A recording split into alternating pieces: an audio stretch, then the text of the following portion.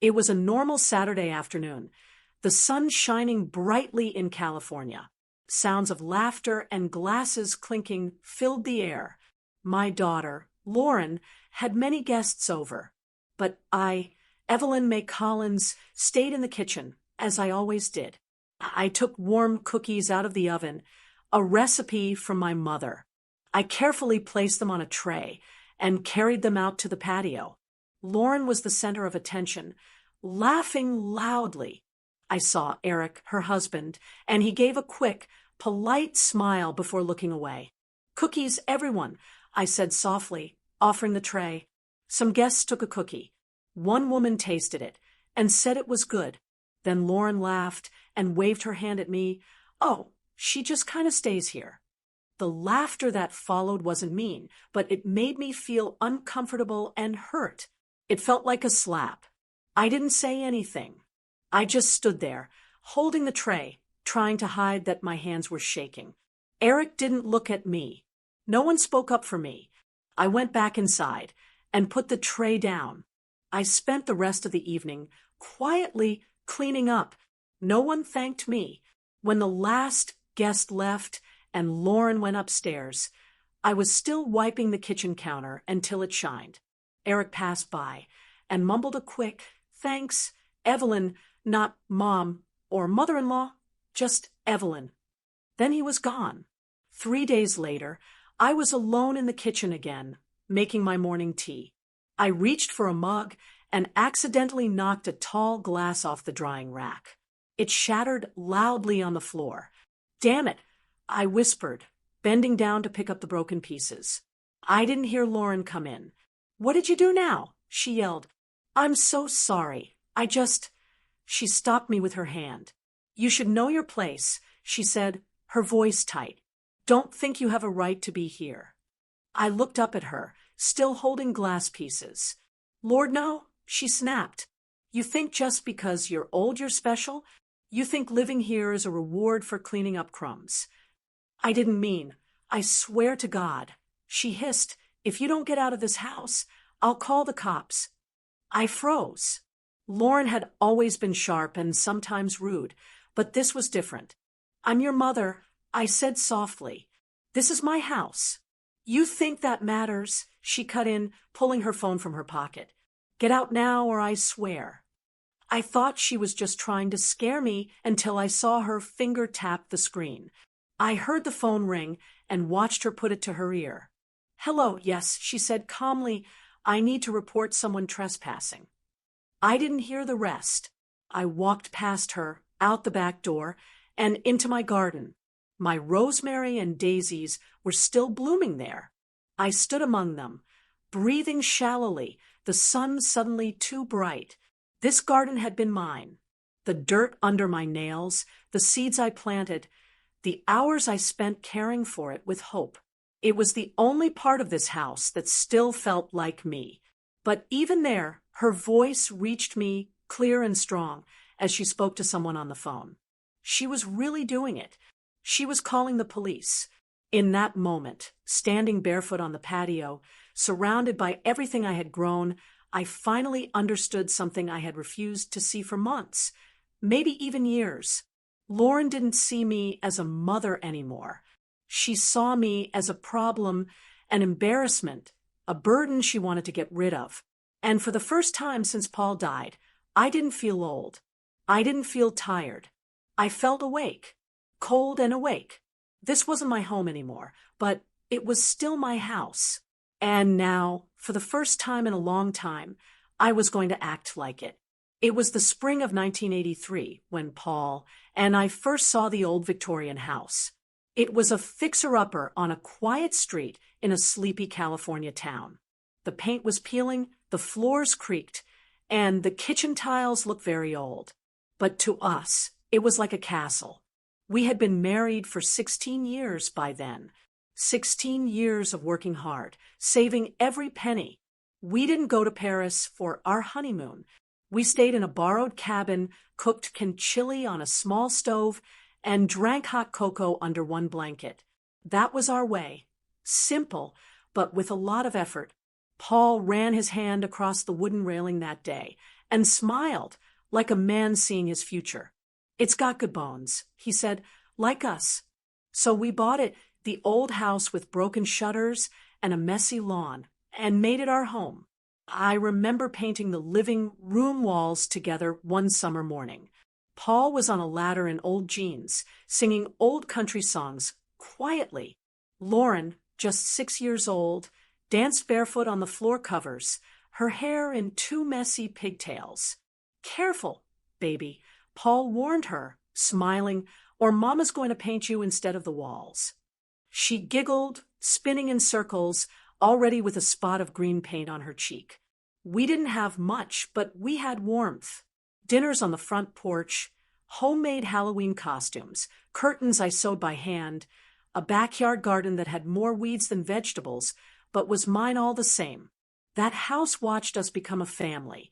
It watched me cry when Paul lost his job, then cheer when he found a new one fixing heating and cooling systems. It saw birthdays, scraped knees, school projects, sleepless nights. It held our memories layered into its very wood.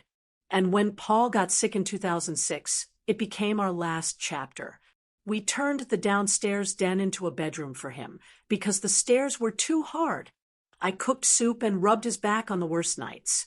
He passed away quietly one morning in that same room, with sunlight coming through the blinds. I stayed in the house for another 5 years after that. Every creak, every corner seemed to carry his voice. Sometimes I'd walk past the living room and swear I could hear him singing. But sadness can make even the warmest places feel empty. In 2011, Lauren suggested I move in with her and Eric. "It'll be better for both of us," she said. "You won't be alone anymore, and we've got the space now." At first, I didn't want to. The house was mine, after all. It wasn't fancy, but it was mine, and it still smelled faintly of Paul's aftershave. But loneliness is a tricky thing. It can make even feeling ghosts feel like company. So I agreed. I packed up my life, the wedding photos, the dishes, the memories, and gave the keys to a property manager to rent the house out for income. I moved into the guest room of Lauren's 2-story suburban house, thinking I'd be surrounded by warmth again. At first, it was nice. Lauren brought me tea. Eric helped me set up my bookshelves. I thought, maybe this is the next part of my life, a shared home, another chance at close family. But as time went on, things changed. She started moving my things around. My knitting basket disappeared. My old clock was replaced by a new digital one. The home started to feel less like ours and more like hers, like I was just a visitor. Then came the rules. No cooking with garlic, no watching TV past 10, no guests without her permission. One day, she gently told me that my garden pots on the patio made the space look messy. I did what she asked. I always did what she asked. But something inside me had started to change. There's a special kind of pain that comes not from strangers, but from someone you raised, someone you once held in your arms when she cried over scraped knees and lost teddy bears. Still, I held on, telling myself it was temporary, that family meant patience. What Lauren didn't know and never thought to ask was that the old house, the one Paul and I bought and built a life in, still belonged to me. The title, the deed, every bit of wood and tile. Even after I moved out, I never changed the owner. Not to Lauren, not to anyone. I kept the papers in a locked drawer, hidden behind old letters and photos. Something in me, even early on, didn't fully trust the comfort she offered. Maybe it was a mother's instinct. Maybe it was just knowing that some things, like home, shouldn't be given away too easily. And as I sat in the small guest room of Lauren's house, remembering Paul's smile, the smell of paint, and our daughter's giggles echoing through the walls of a half-finished home, I realized this. I had given enough. When Lauren married Eric, I thought it would be a good thing. He was quiet, respectful, always held the door open for me, the kind of man who always offered to carry groceries and never interrupted. But what I didn't realize then was that Eric's quietness would become a shield, not for me, but for Lauren's unkindness. It started small, as these things often do. Mom, maybe don't cook with fish sauce. The smell stays. Could we avoid fried foods during the week? It just doesn't feel clean. Can you try to be in your room by 9 o'clock? We're trying to have a calm night routine. At first, I didn't argue. I didn't want to be a burden.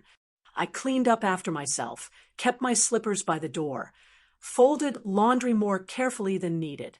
Then it was no guests, no music unless with headphones, no drying laundry outside, no buying more plants. They made the house look too full. Soon, I realized my world had shrunk to one room and one job: stay unseen. I was allowed to cook, clean, and water the yard, but not make it my own, not live in it freely. I became what Lauren once told her friends: I enjoy being helpful. But it felt less like help and more like being a servant. She never said thank you. She didn't have to. I swept the porch every morning. I packed their lunches when she worked late. I watered her rose bushes even when she forgot they existed. I was the unpaid maid, the ghost in the hallway. But ghosts hear things. One night, I came downstairs quietly to warm a glass of milk. I stopped at the edge of the kitchen when I heard them talking in the living room. She's just always there, Lauren said. Eric mumbled something I couldn't hear. She's draining us, Lauren continued. She's tiring like emotional clutter. I stood there in the dark, holding the glass, my hands shaking. The hallway was cold, but my ears burned. Emotional clutter. That's what I had become to her. Not a mother, not a widow trying to find peace in the only family she had left, but a pile of old junk in the corner. I backed away before they saw me and sat alone in my room for hours, the milk long forgotten. But I didn't say anything, not the next morning, not the one after. That's the thing about silence. It isn't weakness. It's like keeping a record, and I was writing everything down. Lauren didn't yell often. She preferred to slowly show her disrespect. But one evening, she slipped up. We were having dinner with two of Eric's friends, businessmen, the kind who call themselves investors, but only seem to spend money on cigars and fancy cars. The table was set nicely. I had spent the day making roast chicken, mashed potatoes, and green beans, everything from scratch. It smelled like a memory from better years. Halfway through dinner, one of the men joked, "This chicken's amazing. Lord, did you cook it?" Lauren laughed without missing a beat. "Oh, God, no. That's our resident freeloader's work." The room went quiet for a second too long, then forced, shallow laughter. I didn't say a word. I just smiled. Eric glanced at me, then quickly looked down. Resident freeloader. That's what she called me to strangers, in front of me, in the house that Paul and I had built from small savings and hope. I excused myself before dessert. I didn't cry. I didn't slam doors. But I didn't sleep that night. I sat in bed and stared at the ceiling, hearing every word she'd ever said, stacking themselves into walls between us. She wasn't the girl I raised. The girl I raised held my hand in the rain because she was scared of thunder. She used to say, "You're my favorite person, Mama." That girl disappeared somewhere along the way, maybe replaced by her ambition, by resentment, by a way of being an adult that had no room for softness. But she forgot something important. The house she now controlled with her fancy furniture and meal kits, it still belonged to me. It always had. And the woman she called a freeloader, she still had the deed. It happened on a Thursday afternoon, one of those quiet hours when the sun was soft through the blinds and the house smelled faintly of lemon cleaner. I was folding laundry, mine, Lauren's, Eric's. I'd even matched their socks. Old habits are hard to break. Lauren came into the room holding a neat folder. She sat across from me, crossing her legs like a businesswoman about to make a sale. "Mom," she began too smoothly, "I need a favor." I looked up from the laundry. What kind of favor? She smiled, a tight smile that didn't quite reach her eyes. Just something simple, paperwork, really, it's about the house. My body stiffened. What about it?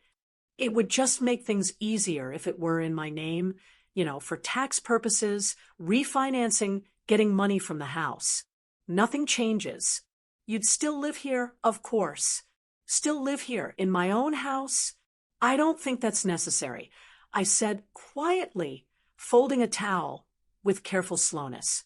Lauren sighed as if I were being difficult. It's just a signature. You wouldn't even have to go anywhere. Walter could make it official, if he's still alive. I looked her straight in the eyes now. The silence that followed was thick. No, I echoed, as if the word itself offended her. No, Lauren, that house is still in my name. It's the only thing your father and I built together. I'm not signing it away. Her lips tightened. She stood up quickly and left the room. I thought that would be the end of it. I was wrong. A week later, I received a phone call from my bank. They had questions about a loan application connected to my address. Confused, I asked for more information, and that's when I learned that Lauren had tried to get money from the house in her name, using fake papers that said she was the main owner. I asked for copies. The bank, sensing something was wrong, sent them. There it was, my daughter's signature on papers claiming she was the rightful owner, that she had inherited the property, that she had taken care of her elderly mother, and was now handling all money decisions. I stared at the documents for a long time, my hands shaking. This was no longer just about disrespect. It was theft. Later that evening, I confronted her calmly. I didn't raise my voice. I spoke to the bank. I said, standing in the doorway of her perfect kitchen. I know what you did. She didn't flinch. She poured herself a glass of water. You shouldn't be looking into things you don't understand, Mom. I understand perfectly, I said. You tried to steal this house. She leaned against the counter, sipping her water, then set the glass down and looked at me. Look, she said, her voice suddenly sharp, you're not getting any younger. You don't work. You don't help out with money. All you do is take up space. I take care of this house. I said, I cook, I clean, you exist, she interrupted, like wallpaper. That hurt, but I stood my ground. And still, I said, it's my name on the deed.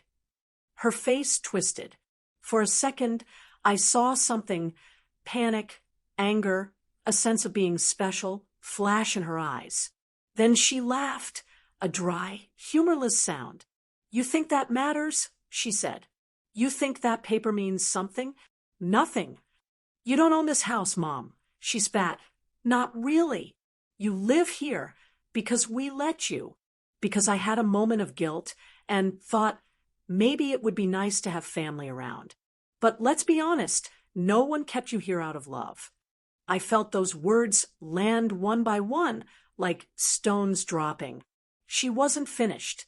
And if you won't work with us, she said, stepping closer, then maybe you shouldn't be here at all. What does that mean? It means, she said slowly, you have 1 week to leave, or I will call the police and tell them you're trespassing. That was the moment I realized my daughter didn't just want me gone. She wanted everything. She wanted the house, its history, the money from it, the freedom to erase me without facing any consequences. She thought my silence meant I was giving up. But she forgot I wasn't the one trespassing. I was the one who owned the land beneath her feet. It was just after 3 o'clock in the morning when I got out of bed, without making a sound. I moved slowly, carefully. After all, I'd thought about this night for weeks. The house was quiet. Eric was likely asleep in the upstairs bedroom, Lauren too, or maybe not. She often scrolled on her phone under the covers until the battery died. Whatever she was doing, I didn't care anymore. I opened my closet and took out the small suitcase I hadn't touched in years. Inside, I packed only what I needed. A few clean clothes, my old leather wallet, the marriage certificate Paul and I signed in 1967, his death certificate, and most importantly, the deed to the house. My hand touched the photograph I kept in a silver frame on my nightstand, Paul in his wedding suit, smiling like a boy, and me in that cream-colored dress Mama helped me sew. I put it into the suitcase, folded in cloth as carefully as if it were glass. Then I sat at my small desk and wrote a note. It wasn't long. I didn't need it to be. Lauren, it read, I don't hate you, but I'm done begging for space in a home I paid for with my life. I have nothing left to give and nothing left to ask. I folded the paper and left it under the porcelain teapot she always ignored on the counter. Then I put on my shoes and walked out the back door for the last time. The early spring air was cool, and it carried that strange, sad-sweet smell of jasmine and asphalt as I walked down the street, my suitcase rolling softly behind me. I didn't look back once. I checked into a small motel off the highway.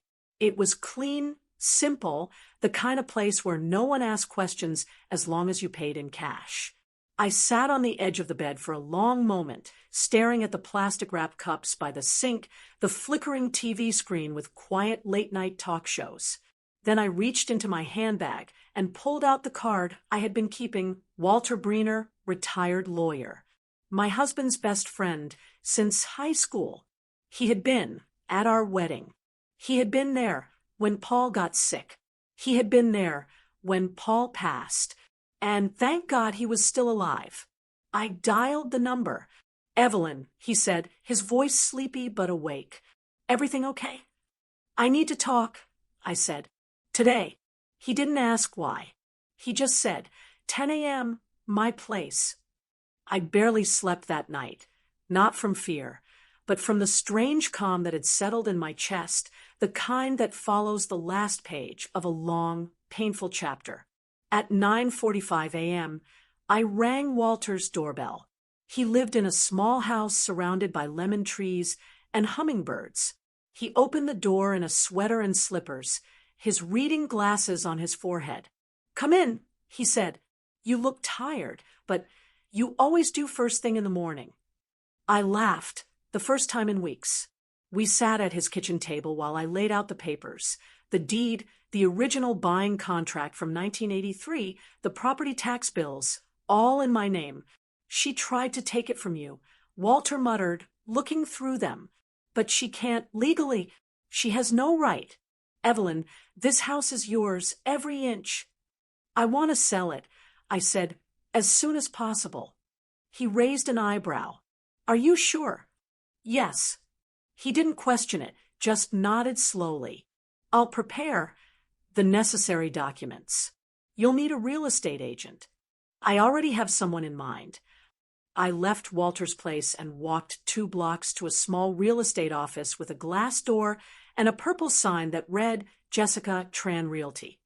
Jessica was young, bright-eyed, in her early 30s. She was the daughter of a woman I once worked with at the library, and I remembered her coming in after school to do homework in the reading corner. I told her what I needed. I want it listed this week. No delays, no open houses. Just show it privately to serious buyers only. Jessica blinked, then nodded. Understood. I'll handle it personally. That evening, we met at the house, my house. I waited in the car while she walked around the outside, taking photos, making notes. I didn't want to go inside anymore. When she returned, she handed me a clipboard. The market's good, she said. You'll get many offers if we move fast. But first, she held out a pen. You need to approve the listing. I took the pen. I thought maybe my hand would shake, that I'd hesitate. But I didn't. My signature was steady, my heart even steadier. The sound of that pen scratching across the paper was the quietest act of defiance I'd ever made, and the loudest thing I'd ever said to my daughter. That night, I didn't stay in the same motel. I booked a new hotel closer to downtown and fell asleep with the curtains open letting the city lights remind me I was no longer living under anyone's roof. I was taking back what was mine. Jessica worked faster than I expected, faster than I dared to hope. At exactly 8:14 a.m., her listing went live. 3 clear photos, a short description of the house's style, location, and possibilities. No mention of the people living there now, just this charming 3-bedroom Victorian with mature garden and upgraded fixtures, owned since 1983. By 10 a.m., her phone was constantly buzzing. By noon, she had shown the house online to 2 buyers from out of town who had cash and 1 young couple moving for work. And by 4 p.m., there were 3 offers, all for the full price or more. The first was from a tech person who wanted a quiet place to relax. The second was from a pair of sisters looking to fix up and sell the house. The third was from a divorced woman in her 50s named Diane, who had recently received money from a legal agreement and was looking for somewhere to start fresh. I chose Diane, not because of the money, though her offer was the best, all cash, but because she spoke to Jessica with the kind of voice I used to have. Tired, kind, and firm. Jessica texted me the contract. I read it quietly, my reading glasses low on my nose, my hands steady. I clicked sign. It was done. By sunset, the house was no longer mine, but also no longer hers. I sat in my motel room, watching the orange light spill over the blinds, the sky changing to shades of purple and gray. My phone buzzed beside me. Lauren. I didn't answer. The next call came 20 minutes later, then another, then another. By the time I had finished brushing my teeth, she had called 7 times. No voicemail, no text. She didn't want to explain. She wanted control. I set the phone to silent and placed its screen down on the nightstand. The next morning, Lauren's world changed. At 8:30 a.m., a delivery person arrived at her door with a special envelope. Inside was the legal transfer of ownership, signed, made official, permanent.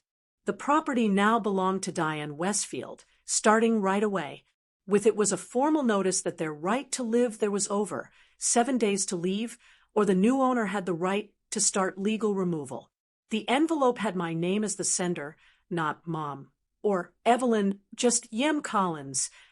I imagine Lauren stood there for a while, reading the papers again and again, looking for some mistake, some missing part. But there wasn't one. What she never understood, not once, was that I never needed to yell. I only needed to remember what was mine and use it. By noon, Jessica texted to let me know she had received a voicemail from someone sounding panicked. Lauren had called her, pretending to be the real homeowner, trying to stop the sale. Jessica simply replied, "All papers are checked and recorded with the county. Ms. Collins is the only legal owner and has acted within her full right. This conversation is over." Lauren then called me 8 times. She left one message. "Mom, what are you doing? You can't sell this house. We live here. Are you losing your mind? Call me back. Please, this isn't funny." That word again, we. She never said you. She never once said you built this, or you lived here first, or I'm sorry. No. In her mind, we lived there, and now we were being removed. But I wasn't just her. By dinner time, my phone had rung 24 times. I didn't pick up once. I watched the sun set over the city through the motel curtains. Outside, cars moved like ants through glowing lines of traffic. Inside, I sipped the same kind of tea Paul used to make me during stormy nights. Lauren didn't leave a second voicemail. She knew by then I wasn't pretending, and I wasn't coming back. It didn't take long for the neighbors to notice. By midweek, the whispers began. Cars slowed a little when passing the front of the house. Lawn sprinklers stopped hissing, just long enough for someone behind the hedges to whisper, "Is that the daughter getting kicked out?" By Friday, the rumors had a rhythm. "She's getting removed." "No, she's staying without permission." "Can you believe it?" Her mother sold the house without saying a word. I thought that place was in the family. And the worst one of all, the one that echoed long after doors closed. Imagine being thrown out of your mother's house. Can't even imagine. Lauren heard them. She stepped outside that morning with her sunglasses on, bright lipstick, and her chin held unnaturally high, but the dark circles under her eyes and the tightness in her jaw showed the truth.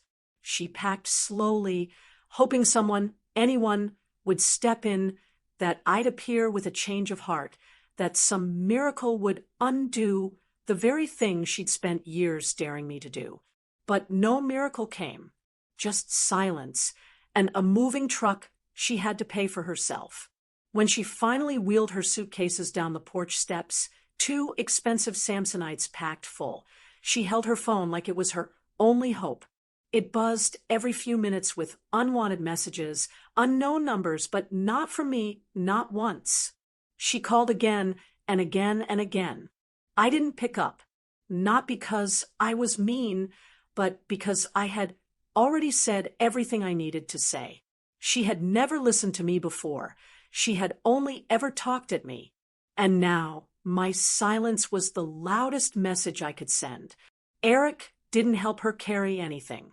He stood by the car, arms crossed, his eyes far away. When she tried to hand him one of the bags, he stepped back. "I'm going to my mother's," he said flatly. "I didn't know you went that far. Lauren." She blinked. Eric, he didn't wait for her to finish. He just shook his head, got in the car, and drove off. She stood there alone on the curb with 2 suitcases and a phone no one answered. That night, around 9 p.m., I heard a knock at the security gate of my new apartment. I had just made tea, mint, and chamomile. The city glowed beyond the glass, skyscrapers like tall candles flickering in the night. My new home smelled of wood polish and quiet, the kind of quiet I hadn't known in years. I checked the monitor. Lauren. Her makeup was smudged. She wasn't wearing sunglasses this time. Her eyes were red and puffy. She buzzed again. Then she knelt down in the middle of the sidewalk outside the gate. She didn't say anything at first, just looked up at the camera, her lips parted, trembling. And finally, she spoke. "Mom, I'm sorry." She didn't move. "Please," she whispered, "just let me in, just for a little while. I have nowhere to go." The intercom was silent. She put her palms together like she had when she was 5, praying for a new bike, like that would work again. "Please, Mom." I watched for a moment longer, then I stood, walked to the window, and pulled the curtain closed. I didn't do it with anger, just certainty. She had taught me a lesson I never wanted to learn, that even the ones you love most can go too far, and sometimes you don't go back. My new apartment was on the 24th floor, right in the heart of the city, far above the noise, but close enough to see it all from my window. I watched the skyline breathe, neon signs blinking, taxi horns singing, buildings standing like old friends. It wasn't grand, but it was mine, fully paid for with the money from the house sale. The first thing I did was set up a small herb garden on the balcony, mostly mint. Paul used to love the smell. Some mornings, I'd crush a leaf between my fingers and let the smell float over my coffee. Peaceful. The apartment was quiet in the best way, not silent like fear, quiet like rest.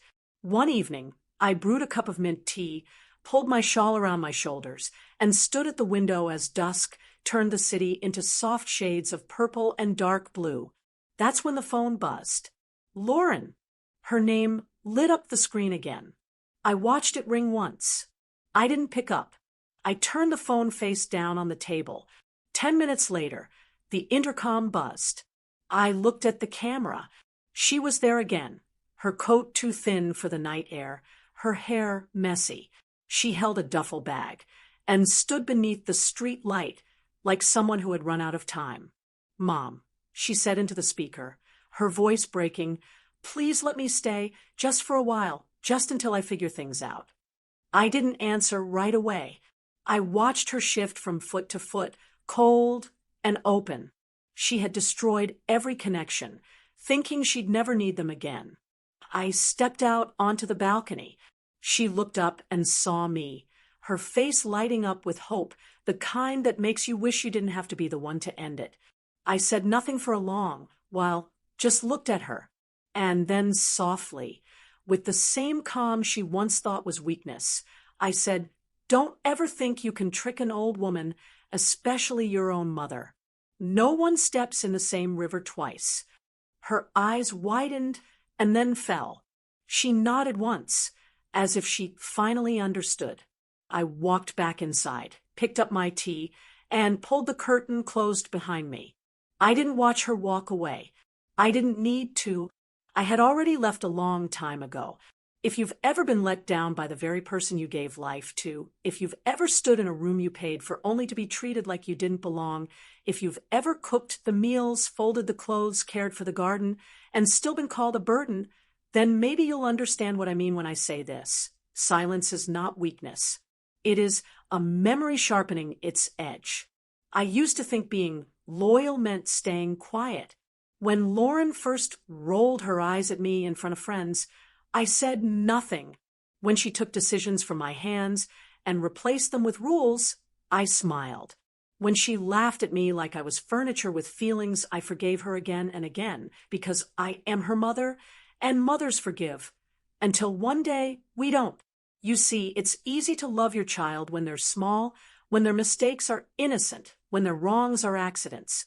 But what happens when that child grows up and decides your life is no longer useful? What happens when the baby you once rocked to sleep turns around and says, "You're just a freeloader. You don't own this house. Get out or I'll call the cops"? What happens then? Here's what I did. I became quiet. I became calm. And I remembered who I was before she forgot. I called the lawyer. I called the real estate agent. And I sold the house right out from under her feet. Not out of anger, but out of truth. Because when someone uses your silence to make themselves powerful, the strongest thing you can do is stand up. Now I sit by the window of a tall apartment I bought with the money from that sale.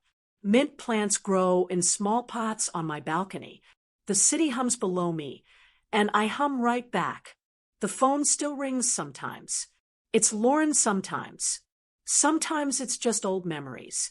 But I don't answer anymore. Because I'm not the woman who begged for kindness. I'm the woman who remembered what she was owed. And she took it. And if you too have stayed silent too long, if you've ignored betrayal because you thought it would keep the peace, if your grown child or your partner or your sister ever made you feel like a burden, then let me be the voice you never used. So let me say what you couldn't say that night they slammed the door.